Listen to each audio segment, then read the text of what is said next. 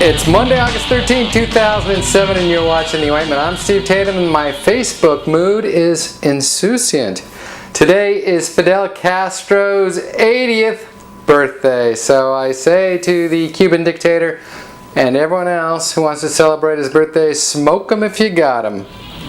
Our top story, financial markets continue their unsteady turmoil of the last couple of weeks. They're up, they're down, they're on the verge of collapse. Nobody knows what's going to happen. It's kind of like watching Paula Abdul try to put together a sentence. President Bush has said no to Congress. He will not impose an increase in the gas tax, which has been proposed to upgrade the nation's infrastructure in the wake of the collapse of the bridge in Minneapolis. President Bush said, we're not going to raise taxes because we don't need the money, because our response to this domestic crisis is going to be like our response to Katrina. We don't need money because we're not going to do anything.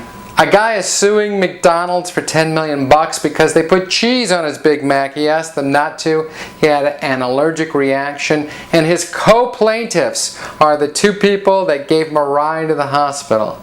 If I knew that I could get $10 million for giving somebody a ride, I'd take my kids to school.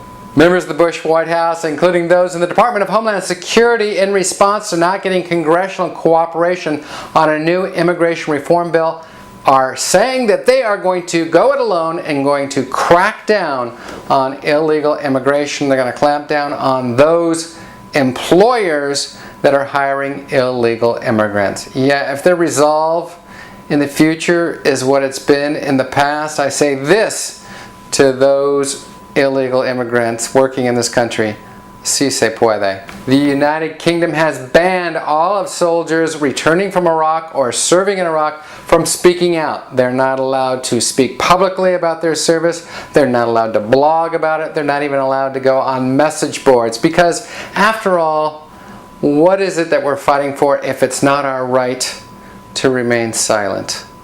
And finally, in entertainment news, Sex and the City, the popular HBO TV series from the 90s, is hitting the big screen, but the cast is a little long in the tooth. They're all in their 40s, except for those that are in their 50s, like Chris Noth, Mr. Big, and Kim Cattrall. My question, when are these kids going to stop catting around? Now, I have nothing against middle-aged people getting a little action, but I just wish they'd change the title from Sex and the City to Sex and Sun City. That's The Ointment for another day. Thanks for tuning in. I'm Steve Tatham, and that's news. Catch you tomorrow, everybody.